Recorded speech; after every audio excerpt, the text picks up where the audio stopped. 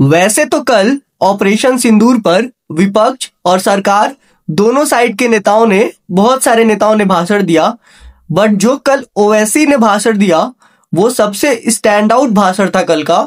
एकदम point two point सवाल पूछे और इंडिया और पाकिस्तान जो अभी क्रिकेट खेलने जा रहे हैं सितंबर में एशिया कप में, उस पे भी बहुत अच्छे से सवाल पूछा कि क्या उन फैमिलीज जो फैमिलीज शहीद हुए थे पहलगाम में, क्या उनके फैमिलीज को आप जाओगे टिकट देने या उनको फोन करके बोलोगे कि क्रिकेट का मैच है देखने आ जाओ।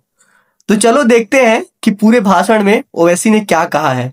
चेयरमैन साहिबा, मैं शुरुआत में अपनी तरफ से ताज़ियत पेश करना चाहूँगा उन 26 लोगों को जिनका नाम पूछकर और मुसलमान नहीं होने के नाते पर उनको गोली मारकर कत्ल कर दिया गया। मैं ताज़ियत पेश करना चाहूँगा मौलाना इकबाल को, जो पूंछ के मदरसुल ज़ियाउल उलूम के मुदर्रिस थे, उस 5 साला लड़की मरियम को जिसको पाकिस्तान की शेलिंग में उसका पेट फट गया। मैं ताज़ियत पेश करना चाहूँगा मैडम ज़ैन अली और उर्वा फातिमा, इन दो जुड़वा भाई बहनों को जिनकी उम्र 14 साल थी। लांस नायक दिनेश कुमार को, BSF के सब इंस्पेक्टर मोहम्मद इम्तियाज़ को। मैं शुक्रिया अदा करना चाहूँगा कश्मीर की आवाम का कि उन्होंने पहलगाम के वाक़े के बाद मस्जिदों से ऐलान किया मजम्मत का, बग़ैर किसी के बोलने पर रोड पर निकलकर उन्होंने पाकिस्तान से आए हुए दहशतगर्दों की मजम्मत की। मैं मुबारकबाद देता हूँ हमारी मुसल्लह अफ़वाज को कि उन्होंने एक अजीम कुर्बानी पेश की और बहादुरी के साथ बहुत ही शानदार इंट्रोडक्शन सिंदूर में भारत को अभी तक कितने लोगों ने बात किया, इतना अच्छा इंट्रोडक्शन किसी का भी नहीं था पूरे स्पीच निशाना बनाया। और सबसे मेरी नजर में जो दहशतगर्दी के दिल पर हमला हुआ वो भावलपुर का था और 6 एयरफील्ड, 3 हैंगर और 2 रनवेज को हमने तबाह किया। बाद में ऑपरेशन सिंदूर की कामयाबी की एक अहम वजह यह थी मैडम कि मुल्क में इत्तेहाद और इत्तेफाक पैदा हो गया था, एक यूफोरिया पैदा हो गया था, मगर अफसोस कि हुकूमत ने उसका फायदा नहीं उठाया। मैं आज भी कह रहा हूं, जिम्मेदारी के साथ कह रहा हूं कि पाकिस्तानी फौज, पाकिस्तान की ISI, पाकिस्तान का डीप स्टेट, उनका हयाती मकसद ये है कि हमेशा भारत को कमजोर किया जाए। और अगर हमको इन ताकतों को कमजोर करना है तो देश में इत्तेहाद और इत्तेफाक को बरकरार रखना पड़ेगा। अगर हम बुलडोजर के जरिए या फिर लिसानी जबर के जरिए या मजहबी फिरका परस्ती के जरिए अक़लियतों को निशाना बनाएंगे तो हम खुदा ना खास्ता उन पड़ोसी मुल्क के दहशतगर्द। पाकिस्तान की तो जरूरत ही नहीं है, बीजेपी के नेता ही डिवाइड एंड रूल करते हैं। जब भी कुछ होता है तो पहुंच जाएंगे छोटे छोटे दुकानदारों पे, हिंदू हो कि मुस्लिम हो, नाम का पोस्टर लगाओ, ये करो वो करो। सारे बीफ एक्सपोर्ट कंपनी जो है इंडिया के, उसके नाम मुसलमान है और ओनर हिंदू है, उससे किसी को कुछ प्रॉब्लम नहीं होगा। एक ठेले वाला जो ठेला लगा के अपने 2 टाइम का रोटी कमा रहा है, उसको तुम परेशान करने चले जाते हो। पाकिस्तान क्या ही बिगाड़ेगा जब तुम्हारे पास ऐसे नेता रहे। एक दिल्ली का वो नेता है ना, उसके इंस्टाग्राम पे ऐसे वीडियोस भरे पड़े हैं, रोज घूमेगा और पूछेगा कि तुम्हारा कास्ट क्या है, तुम्हारा रिलीजन क्या है, और हिंदू होंगे तो कहेगा कि यहाँ पे जय श्री राम लिखवाओ, और मुसलमान होंगे तो कहेगा कि अपना सही नाम लिखो यहाँ पे। तंजीमों को कहीं कामयाब ना हो जाए। मैडम, मैं आपके सामने ये भी कहना चाहूंगा कि इत्तेहाद और इत्तेफाक इस मुल्क में जब मजबूत होगा तो हमको बैनुल-अक़वामी सतह पर दिखाने की जरूरत नहीं पड़ेगी। मैं आपकी तरफ से हुकूमत से चंद सवालात करना चाहूंगा कि वजीर आजम ने कहा कि खून और पानी एक साथ नहीं बह सकते, आतंकवाद और बातचीत एक साथ नहीं हो सकती। तो मेरा सवाल आपके जरिए से वजीर आजम और हुकूमत से यह है, फिर जिन इंसानों को बैसारा की वादी में मारा गया था, क्या आपका ज़मीर इस बात की इजाजत देता है कि आप ट्रेड बंद कर दिए, पाकिस्तान का एयरक्राफ्ट हमारे एयर स्पेस पे नहीं आ सकता, उनकी कश्ती हमारे पानी में नहीं आ सकती, ट्रेड खत्म हो चुका है डायरेक्ट इनडायरेक्टेड, आपका ज़मीर जिंदा क्यों नहीं है? किस सूरत से आप पाकिस्तान से क्रिकेट शानदार है, शानदार। जब हम पानी नहीं दे रहे हैं, 80% पानी पाकिस्तान का हम रोक रहे हैं, ये कहकर के पानी और खून नहीं बहेगा, आप क्रिकेट मैच खेलेंगे। मैडम, मेरा ज़मीर तो गवारा नहीं करता कि मैं उस मैच को देखूंगा। क्या इस हुकूमत में इतनी हिम्मत है कि उन 25 मरने वालों को फोन करके कहे कि देखो हमने ऑपरेशन सिंदूर में बदला ले लिया, अब तुम पाकिस्तान का मैच देखो? बड़ी अफसोस की बात है मैडम अकाउंटेबिलिटी किस पर है? पहलगाम किसने किया? 7.5 लाख हमारी फौज और सेंट्रल पैरामिलिट्री फोर्स है, ये कहां से 4 चूहे घुसकर हमारे भारत के नागरिक को मारे? अकाउंटेबिलिटी किस पर फिक्स होगी? एलजी पर फिक्स होगी तो एलजी को बरतरफ करिए, आईबी पर आती है तो एक्शन लीजिए, पुलिस पर आती है तो एक्शन लीजिए, मगर आप ये समझ रहे हैं कि ऑपरेशन कर दिया और हम खामोश लोग भूल जाएंगे। अकाउंटेबिलिटी फिक्स करना पड़ेगा। मैडम डिटरेंस आपकी क्या है? अकाउंटेबिलिटी तो होम मिनिस्टर अमित शाह को भी लेना पड़ेगा। आपने सर्जिकल स्ट्राइक किया, आपने बालाकोट किया, फिर ये पहलगाम हुआ, तो आपकी डिटरेंस की पॉलिसी नाकाम साबित हुई, कश्मीर की पॉलिसी नाकाम साबित हुई, 370 हटा दिया आपने एक रियासत को यूटी बना दिया और उसके बावजूद भी दहशतगर्द वहां पर पहुंच गए। तो और अफसोस मुझे इस बात का होता है मैडम कि पाकिस्तान को हम जानते हैं, पाकिस्तान और इजराइल इस पूरी दुनिया में एक फेल्ड स्टेट है और पाकिस्तान के आर्मी चीफ को, जिससे हमारे स्ट्रेटेजिक रिलेशनशिप, इसको अपना दोस्त कहते हैं, उस देश का प्रेसिडेंट उस शख्स को बुलाकर खाना खिलाता है अपने साथ जिसके भाषण से हमारे लोग मारे गए थे। तो क्या आपकी खारजा पॉलिसी कामयाब हुई? आप देख लीजिए। अच्छा, हमारे देश में एक ऐसी तंजीम है जिसका वजूद नफरत की बुनियाद पर और मजहबी अज़बियत को फैलाने के लिए बनाया गया। उनको तकलीफ है सेकुलरिज्म से, सोशलिज्म से, मगर हमारे संविधान के प्रियम्बल में लफ्ज सॉवरेन है।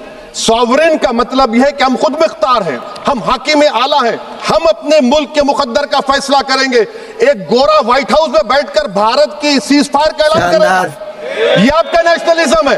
अफसोस इस पे तो भाजपा सरकार को घेरना ही घेरना चाहिए कि आखिर ट्रंप ने सबसे पहले सीज फायर का ऐलान कैसे किया, और अगर किया भी तो भारत सरकार की तरफ से या प्रधानमंत्री, रक्षा मंत्री या गृह मंत्री, किसी ने ट्रंप को जवाब क्यों नहीं दिया? मुझे सर मैडम मैं आपसे पूछना चाह रहा हूं कि अगर एक चचा सैम ऐलान कर रहे हैं तो हमारी फौज पर क्या असर पड़ा होगा? हमारे उन पायलटों पर क्या असर पड़ेगा जो नहीं मालूम कितनी ऊपर आसमानों पर भारत की हिफाजत कर रहे हैं? वो नेवी का सिपाही जो समंदर में खड़ा हुआ है, उसको यह नहीं मालूम हो रहा है कि मेरा प्रधानमंत्री ऐलान नहीं किया, एक गोरे ने ऐलान किया। बड़ा ये आपके कैसा होगा ये? मैडम मेरा सवाल हुकूमत से यह भी है कि हम कोई एडवर्सेरियल कंट्री नहीं है अमेरिका के लिए, हम दोस्त हैं, स्ट्रेटेजिक रिलेशनशिप है, क्या क्या एग्रीमेंट हमने साइन नहीं किया, तो क्या ये दोस्ती निभा रहे हैं? मैडम मैं हिस्टोरिकल एग्जांपल दे रहा हूं, क्रुश्चेव और टीटो। क्रुश्चेव ने दबाव डाला, टीटो ने कहा मैं नहीं मानता, मैं नैम ज्वाइन करूंगा। मैडम फ्रांस और यूएसए, डिगोल को जब यूएसए ने दबाव डाला तो डिगोल ने कहा कि तुम दोस्त हो मगर हमारी खारिजा पॉलिसी आजाद ना है। मैडम वहीं पर आप देखिए गुजराल साहब, जिसको कहते सबसे कमजोर थे, वजीर आजम थे, उन्होंने बहादुरी का मजारा क्या रिफूलिंग कर रहे के गुजराल साहब की बात हो रही है, बहुत कम दिनों के लिए भारत के प्राइम मिनिस्टर थे वो, जिन लोगों को नहीं मालूम होगा उनके लिए। वियतनाम 20 साल यूएसए लड़ा मगर झुका नहीं, और हम उनको बोल भी नहीं पा रहे, हम तो कोई दुश्मन मुल्क तो नहीं है अमेरिका के, ये आपको समझने की जरूरत है। और मैडम यहां पर वजीर खारजा ने कहा वो चीन गए, डिप्टी चीफ ऑफ स्टाफ ने कहा कि चीन के इक्विपमेंट एक लाइव लैब था हमारे उनके लिए। क्या आपने कहा चीन को कि तुमने क्यों दिया पाकिस्तान को हथियार? 80% इक्विपमेंट जो अभी इंडिया पाकिस्तान कॉन्फ्लिक्ट में यूज हुआ था, पाकिस्तान की तरफ से 80% जो इक्विपमेंट्स थे वॉर वाले, वो चाइना ने दिया हुआ था, क्योंकि जो उनके वो गिरे थे टूटने के बाद, तो उनको देखा गया तो उन सब पे चाइनीज कंपनी के नाम मिले थे। आप नहीं कहे। और मैडम आप जानते हैं कि रक्षा मंत्री ने कहा कि स्विफ्ट एंड प्रोपोर्शनेट, तो फिर जो इंडोनेशिया मिलिट्री अटैचे ने कहा कि हमको कहा गया मत मारो, हम सेल्फ डिफेंस में भी नहीं मार सकते थे पाकिस्तान को। और अगर आप ट्रंप के बयान को गलत कह रहे हैं कि 5 एयरक्राफ्ट नहीं गिरे, मैं यकीन करता हूं आपकी बात का, आप हमारे पायलट्स को कमेंट करिए ना, हमारे पायलट्स को कमेंट करिए कि हम अपने पायलट्स की तारीफ करते हैं, आप वो भी नहीं करना चाहते। मैं हुकूमत से जानना चाहता हूं मैडम कि क्या फ्रांस ने हमको सोर्स कोड नहीं दिया जिसकी वजह से हमारे एयरक्राफ्ट को क्या नुकसान हुआ? अब मुस्तकबिल में आप हथियार खरीदेंगे तो क्या आप सोर्स कोड हासिल करेंगे? और मैडम मैं आपको बताना सोर्स कोड का मतलब होता है कि प्रोडक्शन जैसे हुआ है उसको, फिर ऐसा नहीं हुआ ना कि एयरक्राफ्ट आपने ले लिया और फिर बनवाने के लिए उसको वापस आप फ्रांस भेज रहे हैं या फ्रांस से लोग आ रहे हैं, नहीं। तो सोर्स कोड बेसिकली बता रहा है कि वो इंजन बना कैसे है एक्चुअली डिटेल में। तो जो अपने साइंटिस्ट रहेंगे उसके बेसिस पे वो उसको ठीक कर पाएंगे या फर्दर जो भी करना होगा वो कर सकते हैं। मेरे सवाल का जवाब हुकूमत दे। हमारे पास सैंक्शन जो स्क्वाड्रन है 42 है, 60 साल के बाद सिर्फ 29 काम कर रहे हैं। पाकिस्तान के पास 25 हैं, चीन के पास 50 से ज्यादा हैं। 6-11 साल से आप सरकार में हैं, सबमरीन नहीं है, थर्ड एयरक्राफ्ट कैरियर कहां पर है आप बताइए। और मैडम FATF में लाना पड़ेगा। ये जो स्क्वाड्रन की बात करी है अभी, वो एक्चुअली होता क्या है कि जैसे आर्मी में बटालियन होते हैं वैसे ही अपने एयरफोर्स का ग्रुप होता है जो ये ऐसे क्विक क्या बोल सकते हैं सर्जिकल स्ट्राइक करना हो या दुश्मन को तुरंत कहीं मार के आना हो तुरंत या दुश्मन का अटैक आ गया तो उसमें डिफेंस के लिए ये स्क्वाड्रन जो होती है वो तुरंत एयर फोर्स की यूनिट होती है, वो तुरंत एक्टिव हो जाती है। तो वो इंडिया के पास 29 है और पाकिस्तान के पास 25 और चाइना के पास 50 से ज्यादा। तो वही बोला कि उसका नंबर बढ़ाने का जरूरत है इंडिया को। अगर आप विश्व गुरु हैं तो हम आपको चैलेंज कर रहे हैं। आप G7 के कंट्रीज को, GCC को और चचा सैम को राजी कराइए कि पाकिस्तान को, मैडम खत्म कर रहा हूं, FATF में दोबारा लाया जाए। मैडम ऑल पार्टी मीटिंग हुई, देखिए कितना कॉन्ट्रडिक्शन है केंद्र सरकार में और स्टेट सरकार में। ऑल पार्टी मीटिंग में था, केंद्र सरकार ने कहा कि नहीं, बैसारन मिडोस पर तो कोई जा ही नहीं सकता, जून से पहले इजाजत लेना पड़ेगा। बाद में हमको मालूम हुआ कि साल भर खुला रहता मिडोस सिवाय बारिश और स्नो के। ये कॉन्ट्रडिक्शन है केंद्र सरकार में। वहां पे मैं हुकूमत से मुतालबा करता हूं मैडम आपके जरिए से कि कौमी सिक्योरिटी को, नेशनल सिक्योरिटी को, खारिजा पॉलिसी को, फॉरेन पॉलिसी को राजनीति का मुद्दा मत बनाइए।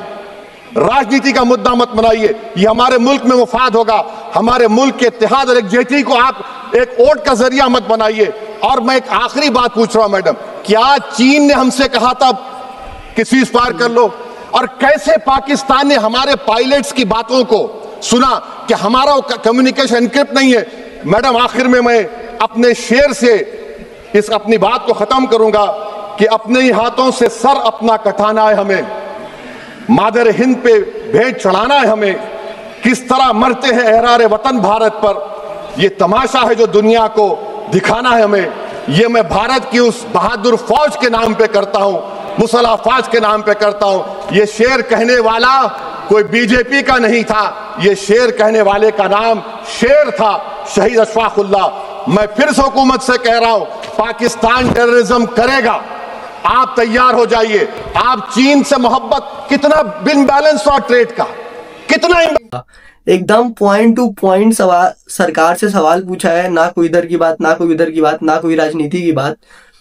इंडिया की फॉरेन पॉलिसी एकदम फेल्ड है एस जयशंकर के अंडर, इसमें कोई दोष राय नहीं है। एक भी देश हमारे साथ नहीं आया पाकिस्तान के अगेंस्ट जो कॉन्फ्लिक्ट हुआ उसमें।